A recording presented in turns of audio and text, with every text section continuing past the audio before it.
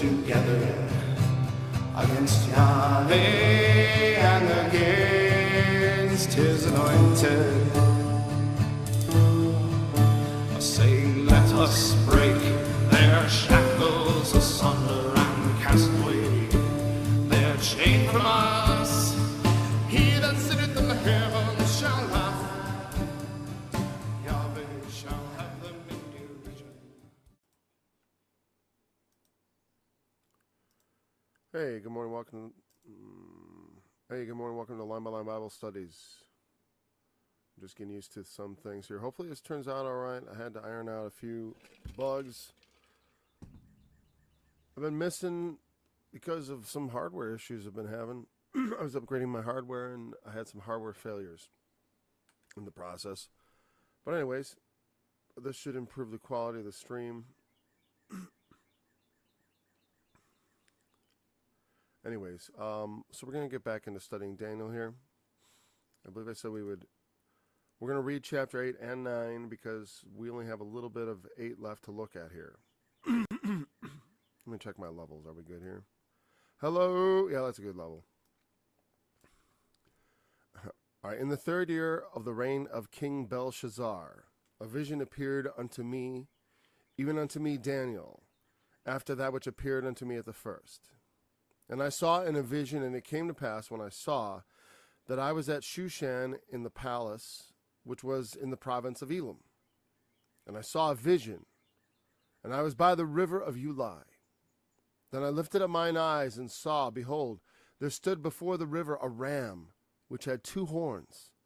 And the 2 horns were high, but one was higher than the other, and the higher came up last. I saw the ram pushing westward and northward and southward, so that no beasts might stand before him. Neither was there any that could deliver out of his hand, but he did according to his will and became great. And as I was considering, behold, a he-goat came from the west on the face of the whole earth, and touched not the ground. And the goat had a notable horn between his eyes. And he came to the ram that had 2 horns, which I had seen standing before the river, and ran into him in the fury of his power. And I saw him come close to the ram, and he was moved with choler against him, and smote the ram, and brake his 2 horns. And there was no power in the ram to stand before him. But he cast him down to the ground, and stamped upon him, and there was none that could deliver the ram out of his hand. Therefore the he-goat waxed very great, and when he was strong, the great horn was broken. For it came up 4 notable ones towards the 4 winds of heaven. And out of one of them came forth a little horn, which waxed exceeding great, toward the south, and toward the east, and toward the pleasant land. And it waxed great, even to the host of heaven. And it cast down some of the host and of the stars to the ground, and stamped on them. Yea, he magnified himself even to the prince of the host, and by him the daily sacrifice was taken away. And the palace of his sanctuary was cast down. And the host was given him against the daily sacrifice by reason of transgression, and it cast down the truth to the ground, and it practiced and prospered. Then I heard one saint speaking, and another saint said unto that certain saint which spake, How long shall the vision concerning the daily sacrifice and the transgression of desolation, to give both the sanctuary and the host to be trodden under foot? And he said unto me, Unto 2,300 days, then shall the sanctuary be cleansed. And it came to pass, when even I, Daniel, had seen this vision, and sought for the meaning, then behold, there stood before me as the appearance of a man. And I heard a man's voice between the banks of Ulai, which called and said, Gabriel, make this man to understand the vision. So he came near where I stood, and when he came, I was afraid, and fell upon my face. But he said unto me, Understand, O son of man, for at the time of the end shall be the vision. Now as he was speaking with me, I was in a deep sleep upon my face toward the ground. But he touched me and set me upright. And he said, Behold, I will make thee to know what shall be the last end of the indignation, for at the time appointed the end shall be.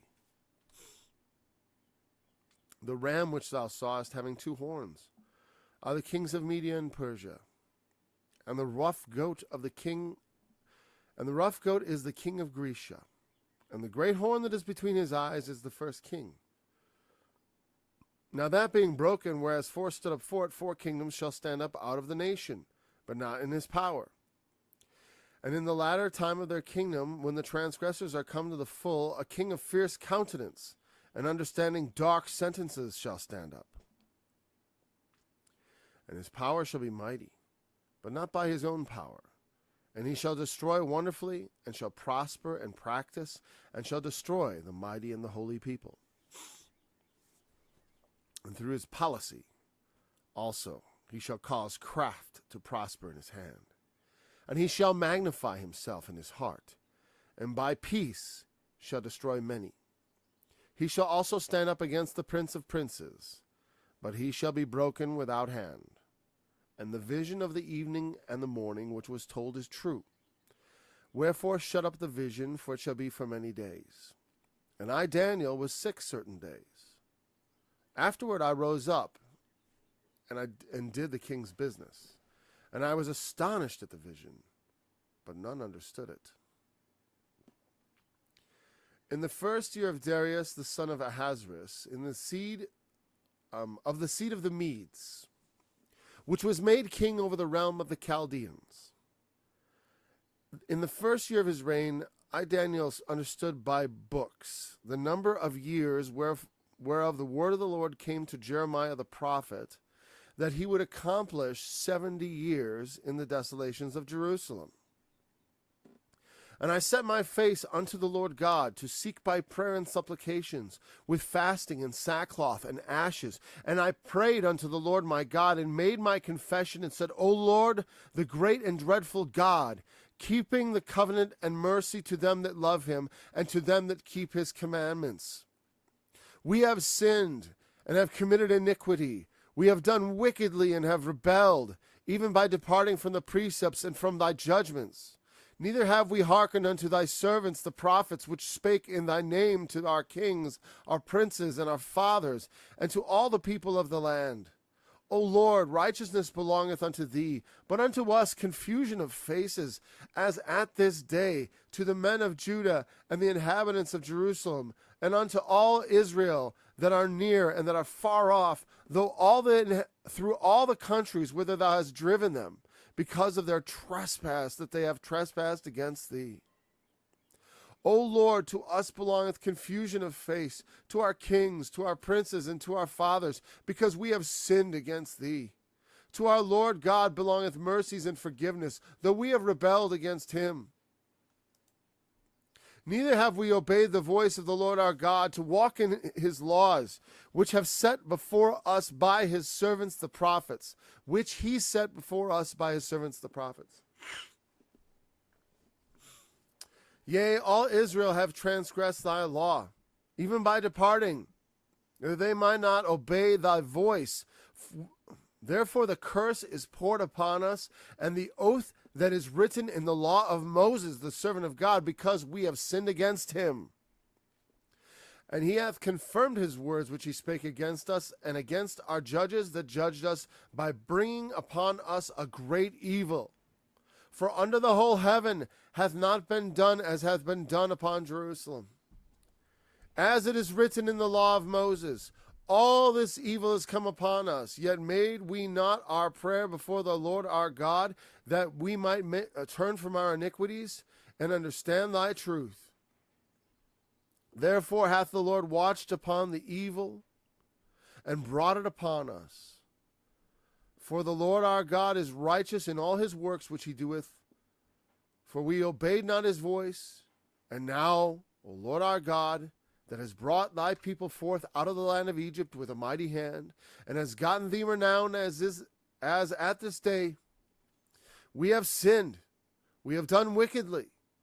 O Lord, according to all thy righteousness, I beseech thee, Let thine anger and thy fury be turned away from thy city Jerusalem, thy holy mountain.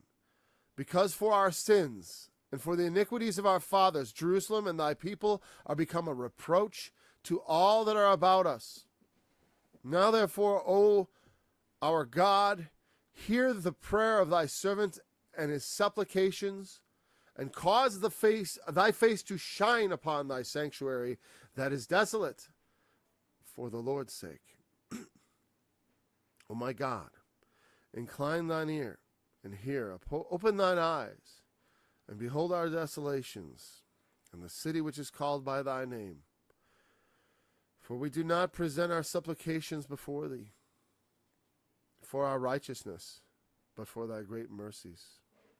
O Lord, hear. O Lord, forgive. O Lord, hearken and do. Defer not for thine own sake, O my God, for thy city and thy people are called by thy name. And whilst I was speaking and praying and confessing my sin and the sin of my people Israel, and presenting my supplication before the Lord my God for the holy mountain of my God, yea, whilst I was speaking in prayer, even the man Gabriel, whom I had seen in the vision at the beginning, began being caused to fly swiftly, touched me about the time of the evening oblation, and informed me and talked with me and said, O Daniel, I am now come forth to give thee skill and understanding. At the beginning of thy supplications the commandment came forth, and I am come to show thee. For thou art greatly beloved. Therefore understand the matter, and consider the vision. 70 weeks are determined upon thy people and upon thy holy city, to finish the transgression, to make an end of sins, and to make reconciliation for iniquity, and to bring in everlasting righteousness, and to seal up the vision and prophecy, and to anoint the most holy. Know therefore and understand that from the going forth of the commandment to restore and rebuild Jerusalem unto Messiah the Prince shall be 7 weeks, and 62 weeks. The streets shall be built again, and the wall, even in troublous times. And after 62 weeks shall Messiah be cut off, but not for himself. And the people of the prince that shall come shall destroy the city and the sanctuary, and the end thereof shall be with a flood. And unto the end of the war desolations are determined. And he shall confirm the covenant with many for 1 week. And in the midst of the week he shall cause the sacrifice and the oblation to cease. And for the overspreading of abominations he shall make it desolate, even until the consummation, and that determined shall be poured upon the desolate. Okay, that's a heck of a lot. And we already covered most of chapter 8, but there's a connection, obviously. We're still talking about something, but because it's about the controversy of Jerusalem, the controversy of Zion. I will ascend into heaven. I will exalt my throne above the stars of God. I will be like the Most High. The prophet Isaiah first personified this Antichrist in the king of Babylon himself, in his attitude of godlike control and in belief in himself. So, there's a truck outside.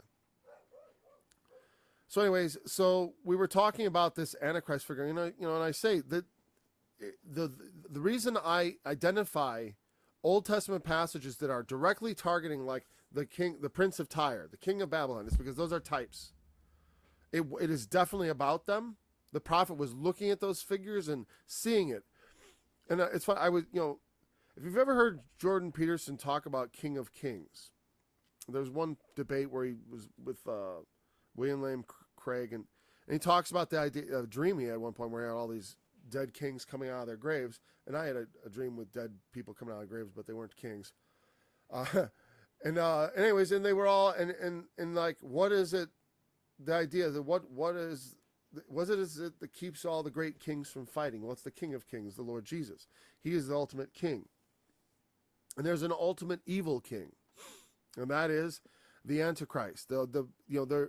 I remember when I was growing up, my dad would say things like, the best form of government is really a benevolent dictator because they can get everything done and make everything good, except for the fact that human beings aren't really good at being benevolent dictators, and that kind of power tends to corrupt, and the more intensely it will corrupt. And power doesn't just corrupt the one who wields it; it corrupts all those who listen to them, because when one person is exalted above all the others, people have a tendency. I mean, when someone's up on a stage, there's real power there. So I liked the stage as a young person. I liked being on stage. I liked performing in front of people, because when you perform well, they cheer, and I understand it. It's a powerful temptation on both parts. And you got to be aware of it. And I was thinking about other temptations too, like Daniel's prayer here. We'll talk a little bit about temptation and prayer, because I was thinking about the other day, and I thought I almost should make like a short about it. When I get time, anyone who feels like clipping up my stuff and making short clips, I'd be glad to start a channel with you. And the power shall be mighty, but not with his own power. Oh, right, we did that. We shall destroy wonderfully. We talked about that.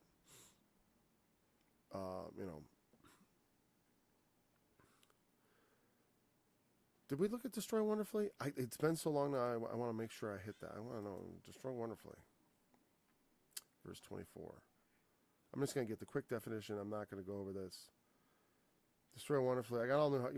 This is all new hardware. All right. Yeah. It's surpassingly. It's really going to destroy. Okay. Well, I forgot. I have to go over to the other definition to bring you over there now. I definitely have to switch to a different mode. So, but I'm not going to do that. Okay, let's have that ready. That's at the ready. Okay, so, all right. Because all the things that used to be buggy with the old OBS Studio, which is what I use, no longer apply now. So the part where the text disappears, I don't have to worry about that anymore. I can actually just click away from it. It doesn't just show what was under it. Okay, so we're at the policy part. Through his policy shall cause craft to pass from his hand. He shall magnify himself in his heart.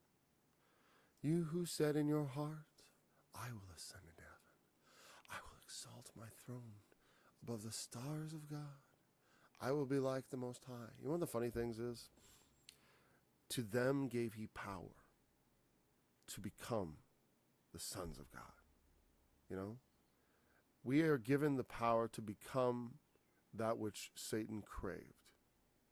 It's funny that that there is a means by which you can ascend to the throne of God. To him that overcometh will I grant to sit with me in my throne. There is a way, and there's only one way. So it's through him, through Christ himself, through faith in his name and his sacrifice. That one gets there. That's the only way. Now you can fool yourself into thinking faith is something like, I believe God exists and I think some stories are true. But if you read the stories, you'll know that he requires faithfulness. It's not just faith. We have to be true to him. It doesn't mean you never make mistakes, like Peter, and even denied the Lord, something the Lord said he wouldn't forgive. And certainly he won't. There are many he will not forgive, who have transgressed. You look at Ananias and Sapphira. It was given as an example that others should fear. Early on in the church, hey, you are saved by grace, but God is not going to be punked. You don't toy with God. Don't be a fool. Look at Daniel's prayer. He knows how to approach the Lord, because the Lord is the magnificent God of everything. I mean, if anyone deserves respect and reverence and your head bowed, it's him. I think, though, because we have Jesus in the person of Christ, we have this sense that we can come boldly to God, because he doesn't desire for us to have that sort of, we bow and scrape before God because we are wretched, sinful creatures who ought to bow and scrape and worship before he that is holy and perfect and all those things and righteous. But when he redeems us and he doesn't want to bring us into a place where we have to be his servants forever, though we will be his servants forever.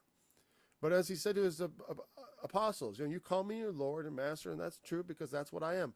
But I've called you friends, because I'm showing you whatever the Father's doing. He's going to make us his friends. He wants to make us friends. That's a higher standard than servant.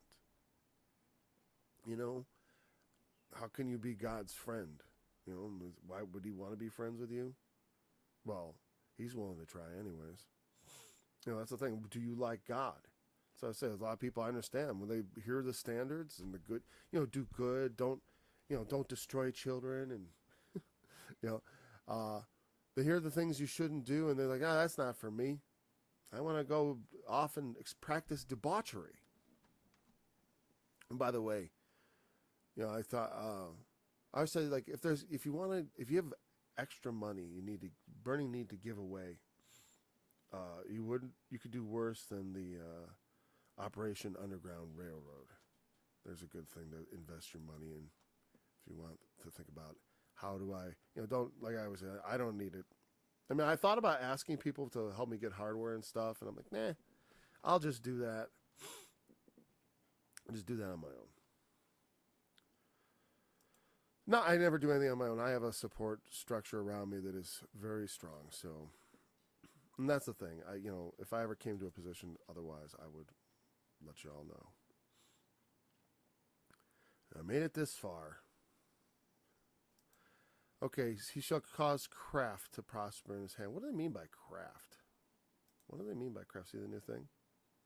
That's the way I originally was going to do it, but then it always had this problem with it, going off and stuff. So, let's see, do I have to scooch this? Is that all on there? I think so. Vision, yeah, it just fits. Okay, right. Where's craft? I didn't see if the definition page is going to look all right. Oh, this no. I'm waiting for a new mouse to come. That may be what arrived. I apologize for this. Okay, because the mouse is really giving me trouble here. Craft to prosper in his hands. Craft, too bad, still doesn't do the thing. Mima or mirma, deceit or treachery. See, craft.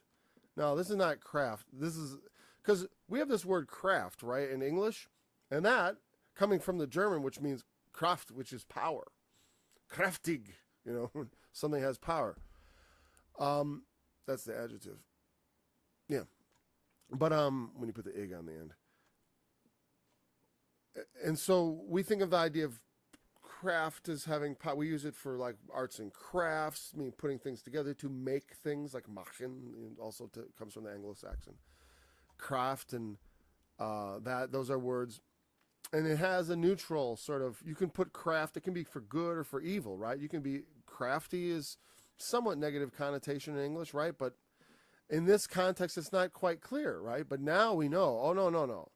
This is treachery and deceit we're talking about, not just common, not someone who's just clever, or not just, Briar Rabbit, tricking Briar Fox into throwing him into the Briar Patch, or whatever, the Bramble Patch. Don't throw me in the whatever.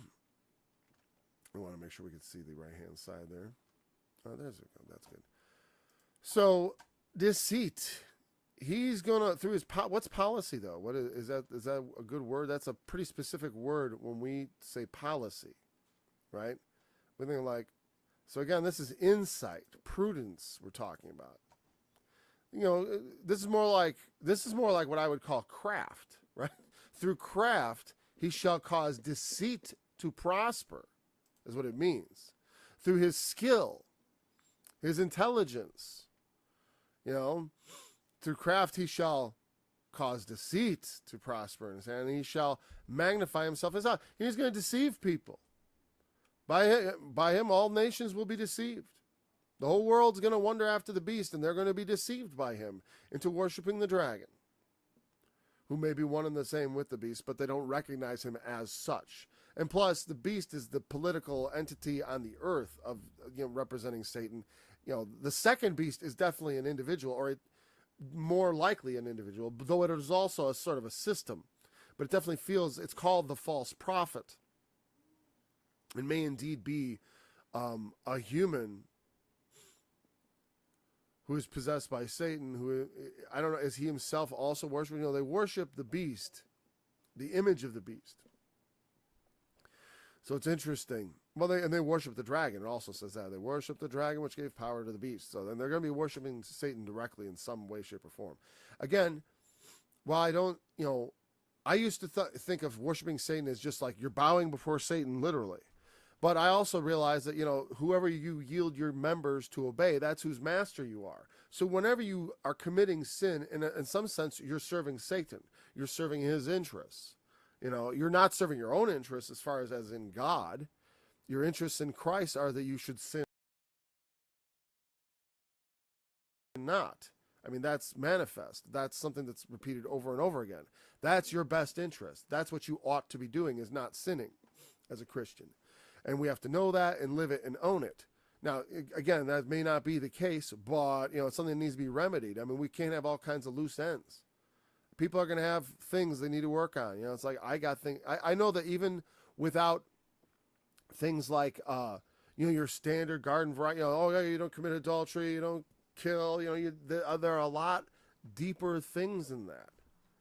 And of course, at that level, we're going to find ourselves wanting. But the thing is, if we don't delve that depth, looking for the iniquity, looking for all the ways in which we offend God and man, and I don't, I'm not against offending man if it's something that pleases God. If pleasing God offends men, then men must be offended. But God forbid we should please men to the offense of God. That's something I know in my life I have done. I mean, not in a great way, but like when I was a kid, I didn't want to speak up in defense of God in front of some people, maybe things like that, where you felt like, I didn't stand up for it. But it's like you're young, you listen, you learn, you grow stronger. Okay. Craft, let's see if there's anything else we need before we go. He shall, and by peace shall destroy many. That's an important line. Because, he does make war with the saints, right? And he does kill them. Don't be mistaken about that. But there's this other aspect in which he destroys other people by peace. And this goes back to that thing I was talking about earlier in the chapter about casting the stars down to the ground and trampling on them. Now, if it was Antiochus Epiphanes, who we are, and I always find that historical is helpful, because you go back to the historical and you understand, like, okay, what did it mean when they did it? What does it, the less than the ultimate, look like? It doesn't hurt to look at Nero. It doesn't, people say, oh, Revelation is all about Nero. It's like, not really. Not really, but that is something that when I look at Daniel, I'm thinking, like, this is like the kind of thing it's talking about, the people of the prince that shall come. And we'll be talking more about that, obviously, this week, because we're going to have Daniel 9 all this week, I'm sure. And things are looking good here, and I got some great sleep, so we're in good shape. Anyways, so his followers, he destroys his own people. I've had different takes on that. One, I thought when the Antichrist comes, he could clean house a little in order to be better able to deceive good folk, so to speak. But I'm also beginning to wonder if that's even necessary. As I see our society given over to greater and greater debauchery, and I see mothers bringing their young children to have grown men dance in G-strings with their butt cheeks, like shaking, twerking or whatever they call it, in front of, I know what they call it, in front of people, right? They're shaking their rear end and with their everything hanging out there, and just all this debauched stuff with kids. And I see families bringing their children willingly. I'm like, it may not take that much to turn everything into Sodom, where everyone's just mandatorily to participate. I don't think we're not going there without the beast, as far as I'm concerned, because, I'll tell you what, I don't believe the church is the restrainer on the things that Satan wants to do in the earth. Because he's going to make war with the saints and overcome them. And you say, well, that's not the church. It is in the tribulation. What are you saying? It's something different? That the plan of salvation changes in the tribulation? Oh, it's by works then. It's like, it's always faith without works is dead. You show me your faith without your works, I'll show you my faith by my works. I don't think I do works to get saved. I do works because I am saved. And if you have no works and you say you're saved, I say you're a liar. You have no, you haven't, or you just got saved yesterday, right? It's a recent thing. So or you're still a novice and you have much to learn. You don't have a lot of works, of course. But I mean, of course, if if it was even a month ago, you could say, well, I immediately told my whole family. That's something that's always in the gospel. Like, they told everyone they knew. I did that when I was newly, I'm like, hey, I'm serious about the faith. I'm going to be a man of God in some respect. And that's not how I, articulated it back then. But I was like, I'm thinking about going in the priesthood. Yeah. He shall use peace because we saw during the pandemic how strong that pull is. Many people who knew it was BS, who knew the masks didn't work, who knew all this stuff, a good probably 30% of the people overall who knew it but were going along with it anyways, or maybe more than that. Maybe it's half the people who think it's all crazy nonsense but go along with it anyways. Those are the people that are going to get us all killed. All right, you are the people who are going to get us all killed someday in some sort of genocide or something like that. You're going to lead to you're the evil. You are the evil that leads to things like the Antichrist, to things like the Jewish Holocaust. All that stuff stems from people who sit on their hands when things start cooking, okay? You guys are responsible. I'm going to get murdered if something happens. If we go down that road, I'm going to stand in the way of the freight train. And if nobody stands with me, I'm going to get killed. That's it, period. And you know what? And I will go to the grave happy as a lark, because I know in the resurrection I will stand up before God and I will have nothing to be ashamed of. Nothing at all. I'll have no regrets. Because I'm sure not going to live my life like some scared little mouse. And that's bearing your talent in the earth and all that combined. You know, if you for peace will sacrifice your integrity, you have no place in the kingdom of heaven. Sorry. And that's what one of the final tests on the earth is. They send in the peace that requires you to sacrifice your integrity. The peace that is not the real peace of God, but a peace that comes at the price of, people's heads on poles. Not people's heads on poles. That sometimes happens. You got to put some heads on poles, yes.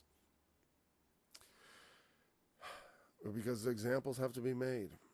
But what are those examples? Whose heads are on the poles? Is it the wicked leaders, or is it the little children? Whose heads are on the poles outside of society, letting everyone on the other side know that we mean business? Do we show them we mean business by the pile of dead children we are willing to live with? For the amount of, and not only, I'm not just talking about things like abortion. I'm talking about like all the kids that are dropping dead from being, what? Oh, I forgot I'm still over there. I should be over here. Sorry, I keep flipping it back. I guess because I like that, because I look at it. All right, whatever. Anyways, by peace shall destroy many. Because people will sacrifice just to have it go back the way it was, just to have returned to normal, back to the way it was, the peace we had. We'll take the mark of the beast. We'll turn our neighbors in. Just let us have our lives back. Let us have our comforts back. Just let us go back to doing the things we are in our comfort zone and being comfortable and not having to worry about things that might be going on out there in the world where children's organs are being harvested and they're being forced into prostitution. And also the things going on right under our nose in the United States where they're importing, hundreds of thousands of children at the border. God knows how many of them are being sent to pedophiles. When the border service calls on the phone and asks, this person, is there someone, will you pick them up at the airport? Yes. How many times is it some creep having ordered something sent from the cartels? Put them on a plane. They don't even speak English, or they do speak English. Do they know where they're going? Does anybody care? Oh, some people care, of course. But let me tell you this, the government doesn't. Your government doesn't. And that's the thing. In that prayer, when Daniel talked about the sins of his people, oh my God, we have a sin. We have a lot of sin on us as a people. And we've been told a lot of the things the bills that are coming due for us, I've known about since I was a kid, and I've been voting against it for the most, trying to. A couple times I screwed up. I regret voting for George W. Bush. I don't regret voting for Ross Perot or Howard Phillips, or even for the libertarians I forgot about, or Ron Paul. I don't regret those people, or even Donald Trump. I don't regret voting for him. And I don't mind saying that because this isn't some 501c3 charity. This is no kind of charity at all. This is my hobby. That's what it qualifies as. I don't try to tax deduct anything. Oh, it has nothing to do with my business either. It's separate. Right? This hardware was paid for personally. All right. So, Antichrist shall also stand up against the Prince of Princes. Well, that's by asserting himself to be. The Antichrist not only, tries to make a show of himself that he is God, tries to convince the world that he is God, according to 2 Thessalonians chapter 2 and Mark 13. There are a lot of people who come in the name of Jesus and who confess that Jesus is Christ. But there's also false Christs and false prophets that rise. Actual false Christ. We've had false Christ, right? There are many antichrists. It says so. But there is, just like there's King of Kings, there's Antichrist of Antichrists. The spirit of Antichrist is in the world, working in little ways. Already it was in the world in the time of Jesus. It seems to be have been in the world in about equal measures through most of time, more or less. Maybe like a waveform, sometimes waxing and other times waning as far as the spirit that's in this world, the strength and the wickedness that it can do. Because you see that God didn't allow the evil of the Nazis to continue beyond what it did. Just like, look at Daniel's prayer about Jerusalem. For him, what happened to Jerusalem was like a Holocaust in his day. I don't say that to minimize the Holocaust. Daniel said it. He's not trying to minimize anything. It's just, from his perspective, nothing like it had ever been seen. The people had been slaughtered, butchered. There are times many times in the world's history where you're with everybody and then suddenly you all get killed by some other people. A complete, absolute wiping people out. Many times in history. That's why there are no Philistines. That's why there are no Hittites. That's why there are no Babylonians. Not really. But there are Jews. They have persisted because God has made it so. They say God is just one of these local gods. Then where are those local gods? Why didn't they each rise up in turn? Have the same progression? Have a bunch of scriptures, a bunch of prophets? Why? Why did they? Was there anything so uncomparable to this God as the others, or was he just like all the others? I think not. It's historically obvious it's not like all the others. And of course, that's ultimately what Antichrist stands against, the God of gods. He will lead people away from the God of gods to himself. And all the temptations of the world, the philosophy of the world are similarly oriented towards the self, the exaltation of the self. I don't look at myself as a somewhat flawed being who is in search of redemption under their philosophy. I look at myself as perfect in and of myself. I am everything that's good. Or maybe I'm not, and I need to change my gender to be satisfied. All right, but there's a lot of contradiction in their philosophy. That's why it's like, don't use the word woke. Call it unenlightened insanity is what it is. This unenlightened insanity. I don't like woke. It's oxymoronic. Don't call it woke. There's nothing woke about it. Even the original woke, I don't even agree with that. I guess racism is still around. Sure, kind of. Believe me, as a white person, I can tell you it's not the way it used to be. Not the way it used to be, okay, from our perspective. When you're not around, it's like the way we deal with it, as far as the people I know, very different. People are not really having it. They're not, they're not, I don't get a lot of, whatever. I don't get a lot of vibes of people. I'll tell you what, online, though, man, people hate the Jews. And I get crap from it. I got someone on Facebook harassing me constantly. I don't care. He can really post there all he likes about, when someone hates me for defending God's people, I'll call that a win, okay? I'll call that a win. It's like, you don't boast against the branches. Don't be foolish. Remember what the apostle said. I'm here by adoption. I stand, I'm grafted in. You know, I'm one of the people that destroyed Jesus. That's my family. We're the ones who put him up on the cross and nailed him there, whipped him. You know, probably not exactly right. You know, but I'm just saying that's the nation from which I partially descend, and from other barbarians far off in the north. What claim do I have? It's, oh, we're the real Israelites. You know what he said about the ones that he cast off and didn't bring back? What he thinks of them? See, Daniel, 70 years. Well, let's get on to the next part. Okay, let's move along. I know we're doing almost the whole study and we haven't even gotten to chapter 9.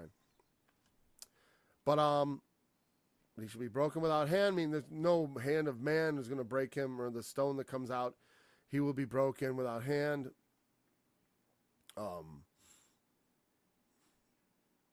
But with the sword of his mouth, you know, that's what it's. He will be consumed with the brightness of his coming. That's what it says. He whom the Lord shall destroy with the spirit of his mouth and consume with the brightness of his coming. I may have had those a little flipped, but whatever. That's close enough. That is what is said of the Antichrist. He whose coming is after the working of Satan. The vision in the evening and the morning, which was true, which told truth, wherefore that shut up the vision, for it shall be for many days. Now, there's many days even to Christ from Daniel's perspective. He's centuries away from him, right? So that's many days, and there's also many days from Christ to the end. You know, so it's a lot of, like I said, a lot of this prophecy, sometimes I think God is intentionally playing with us. As far as like he's being intentionally vague, yes. In the first year of Darius, the son of Ahasuerus, of the seed of the Medes, which was made king over the realm of the Chaldeans. If someone needs to jump in, they can. I'm not going to freak out. In the first year of his reign, I, Daniel, understood by books the number of the years whereof the word of the Lord came to Jeremiah the prophet, so that he would accomplish 70 years in the desolations of Jerusalem. Jerusalem was to remain desolate for 70 years. That was God's promise. That was not so much, that was his pronouncement. 70 years. And after 70 years, they would return. Well, 70 years had gone by, and Daniel's like, whoa, we're not back yet. So what's going on, Lord? Well, I'll tell you what. You know, what is going on? Is this a failure of prophecy? No. They could return after 70 years. And they would return after 70 years. Doesn't mean they'd return on the 71st year. It's just after 70 years. Now, they have an opportunity, but the part of the deal, it always was, you have to call on God from thence. When he takes you into captivity, you know, and this goes for your life too, when you, in all your experiences, right? You know, there are moments, there are things that you sometimes go into captivity to.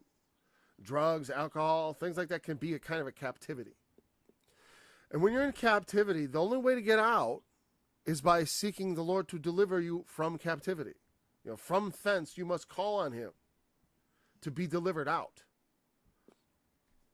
And there's other kinds of captivity in the spiritual sense. Yeah, I mean, we can be captive. You know, captive by rage, captive by lust, captive. You know, but oftentimes that's the way it is, because sin has this power to hold us, and it is described by the Lord Jesus, you know, as service to a master. You know, if you yield yourselves, your members, to obey sin, you know, that's who your master is. Now, you know, no man can serve two masters. So we have there's this dichotomy that comes about because at the same time we want to serve Christ, we sometimes still have sin, and so that's a situation that cannot continue. You know, one has to predominate at least. You know, if I allow sin to dominate my life and Jesus becomes this tiny little thing, it's almost like I don't have faith. But when Jesus is the dominant force in my life, sin is going to become minimal. I'm going to have problems with little sins, maybe, or things deep down that I need to work out. You know, I mean, it's stuff that's deep-seated, and it's not just like, okay, you know, adultery, you know, things that are pretty, you know, if you can't handle that, I don't know, you know, we need to have a talk, you know, because some people do have very bad impulse control, and they need extra prayer because their constitution may not lend itself towards that righteousness. But with God, you know, with man, some things are impossible, but with God, nothing is impossible. Even you know, people who they say are beyond help can be helped. But the thing is, it has to be from thence, from the captivity of the evil. You know, you have to turn to God. You can't just give yourself over to evil. You know, sometimes people do. They give themselves completely evil. They get sucked down into the blackness of those places where they do dark things. And it dominates their life, and it controls their life, and then they don't want God in their life, because when the light shines, it's so painful to have all your deeds exposed when they're all so vile and worthless and selfish and self-serving. So Jeremiah, there are 7 years to be accomplished in the desolation. So then the thing to do is to start praying. If they'd been praying ahead of the 7 years, maybe more of them would be returning. But the thing is, the 7-year sentence, the temple is going to be built later. And like it says, you know, we'll talk about it in more detail, but it's like the 70 weeks and the 62 weeks, well, the 69 weeks, the 62 weeks and the 7 weeks. We'll go over that in more detail, but that actually tells you when the Messiah will come. And this is one question, you know, I always have for the Jews. It's like, look at here. This is when Messiah was supposed to come, and then he was going to be cut off. Any other, you know what I mean? It's the kind of stuff that when it makes me realize why a lot of Jews don't really know anything about Jesus. I realize I know way more about their religion than they know about mine. And I mean even Talmudism, because it's like I know more about Talmudism than most Christian Jews know about Jesus. And that's precious little on my part. You know what I mean? And so, yeah, it's very different. They, you know, I was listening to one guy. He's like, I thought Jesus was Italian. No idea. They thought the New Testament was written by Gentiles. No idea. You know, they have no idea. It's often kept a secret. Because if you read that book in combination with this, you realize Messiah had to come in the first century. There's no other possibility. And I mean, there's other possibilities. Sure, you could just, you know, you could say like, well, you know, you know, like, I guess you could probably wave your hand and come up with something. My brain is having trouble zeroing in on what that is. I'm just giving somebody the benefit of the doubt that they're smarter than me and can come up with some sort of excuse, other than like we don't talk about that.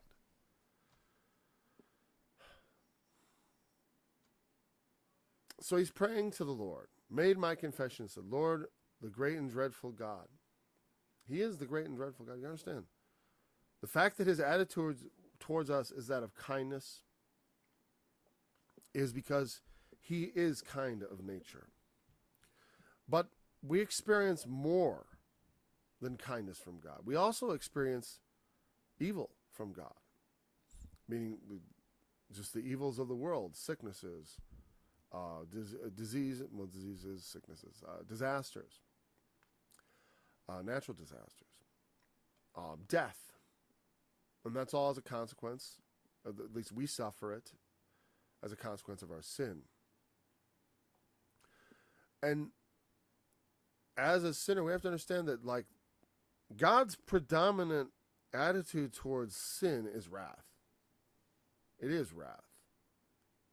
Because the wages of sin is death. That doesn't change. That's what should happen. The only reason it doesn't happen is because God has something else above that wrath that demands justice, which is mercy. But mercy is not a universal thing. Meaning, wrath, like justice, must be carried out on some, like, if you give everything mercy, then there's no such thing as justice. That's why I don't believe in universal reconciliation, because then there's really no justice at all. Because it is just. Like, I should be destroyed for my sins. That's what should happen. I shouldn't get to live forever. I've squandered this opportunity in this life to a great degree. Not entirely, you know what I mean, but to the degree of the potential I could have done with my life, whatever that is, I'm not even sure that that's true. Because my life has been guided by God from the beginning. So I'm probably just living up to my entire potential anyways.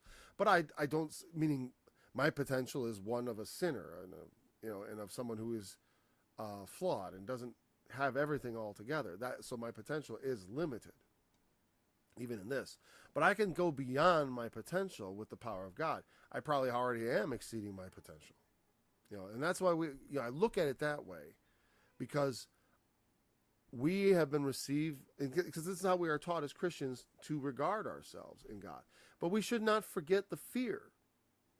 We're not fearful before God, but we have the reverence of God that comes from the natural fear that knows that he does hate sin and he could destroy us for it. That's why, one of the reasons why we don't do it, because we know it makes him displeased when we do it. Even if God isn't going to destroy you for it because you're a believer, even if he's going to forgive you for it because you trust Jesus, it still does not please him if, as a believer, you sin. You should not sin. That pleases God. That's all. I'm not saying your sin, as long as your faith is your faith, faith properly grounded in the doctrine of Christ, there's nothing that's going to separate you from the love of God. Nothing you're going to do or anything like that. So I have perfect trust in that. But even so, let's go to work. So fasting in sackcloth and ashes, that's traditional. They would put on, sackcloth, which is, the kind of cloth they would use for sacks, which would mean like something, I said to my friend, the equivalent today would be maybe wearing a garbage bag. Just cloth that they would use for sacking, not something that would be normally for clothes. So it would be more of a rough textured cloth. It's like saying, I need to be clothed, but I don't care how I'm clothed. I'm going to be clothed in the most basic way. I'm taking no care for my body. And the same thing with fasting. I don't need to eat. There's something more important I need. That's the idea behind fasting. It's like I'm sacrificing my desire and need to eat food, which is real. Both the desire is real, but less necessary, and the hunger is real. We do have to eat. But we can set aside those needs temporarily to demonstrate to God how sincerely and deeply we may desire something else. And that's often what you're trying to accomplish with a fast, is to not only show God how serious you are, but to show yourself and to demonstrate seriousness through an act. Acting out that seriousness is a good thing to do. I find always when I fast to gain great benefits from it, both spiritually and mentally and all those things. And of course, physically. Physically, it's also very beneficial to fast. You should fast as a rule of life. You should spend some time fasting. Sometimes either, some people recommend intermittent fasting, whatever, but you should have, once in a while, obviously consult your doctor, whatever, so I don't get sued, I guess. But if you have a medical condition that precludes fasting, then don't do it. Do something else.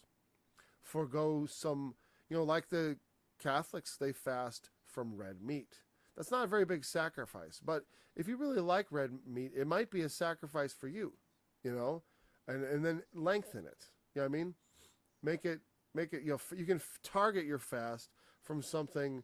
So that if you think that or your doctor would tell you that it's not healthy for you in particular to fast. I would never want someone to think that for the sake of their faith they had to do something that was actually unhealthy. Because I don't think, other than put your life on the line for Jesus, criticize the devil. That's actually unhealthy, right? To speak a word against the Antichrist, it might be considered unhealthy, but we're going to do that anyways, okay? So, let me see. Let's see where we're going to pick it up tomorrow. Let's see how far we're going to transgress of thy law, that they may not obey thy voice. Therefore the curse is poured upon us. I went too far ahead, actually. Oh, yeah. Okay, the last thing we'll talk about it. Okay. What happened? What am I? Oh, I'm hitting page down. Great job, Paul. Great job. Okay, 9. We have sinned and committed iniquity.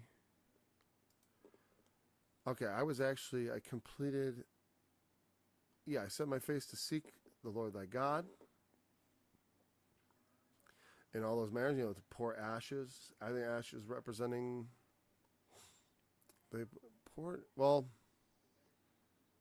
in sackcloth and ashes. Well, because ashes represent the consummation of things, when you burn up things, like even a sacrifice, or when things are, when you have ashes in your mouth, it's also a metaphor for, a very bitter end. And so often, I think that is, this is done as a symbol of mourning, and of, also, as I said, taking on that seriousness. So I prayed and made my confession. See, confession is for the people. He includes himself, because in some sense, when we're talking about collectively, like, look at, I stood out there, not entirely on my own. I had people around me, of course, but I mean, a lot of people in society did not. I thought if I go in without a mask, it'll encourage other people to take theirs off, and somewhat, right? But not the entirety. And even so, when they don't listen, I still got to take the consequences. That means what's going to come at me. And you don't get to separate yourself necessarily. Like Daniel, he was turned into a eunuch. Not exactly. I mean, he's not going to father children. He's still a father to. He's still, the cool thing is he still gets a legacy. He's a prophet. He has a legacy to give to us and to make us his disciples, in a sense, like his children. We're like Daniel's children when we listen to his words, when we take heed to the warning. Great and dreadful, keeping the covenant of mercy to them that love him and to them that keep his commandments. It's true. God keeps the covenant and mercy to those that love God and keep his commandments. Again, nobody ever keeps all of God's commandments. There's not a just man upon the earth that doeth good and sinneth not, it says in Ecclesiastes. It just doesn't happen. Everyone's got some faults. And that's intrinsic in this. It's intrinsic in it. Because God, if you love him and keep his commandments, more or less, he will look on that effort with, especially if it's sincerely put into action. One of the things I was going to say about prayer here, I might just save for tomorrow. Well, we got 2 minutes. Let's just say this, as we start out.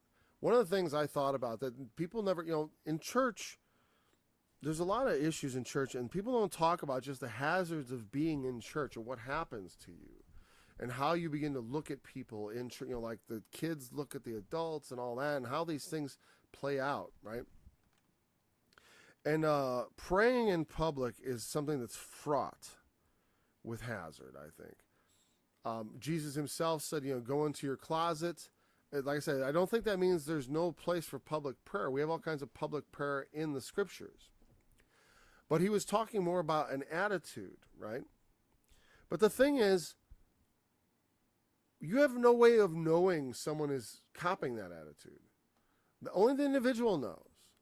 But when you ask a bunch of kids to pray aloud, and maybe I got a thing about this, because when I was part of Christian groups, they were always circling and praying and stuff like that. Pray in a circle.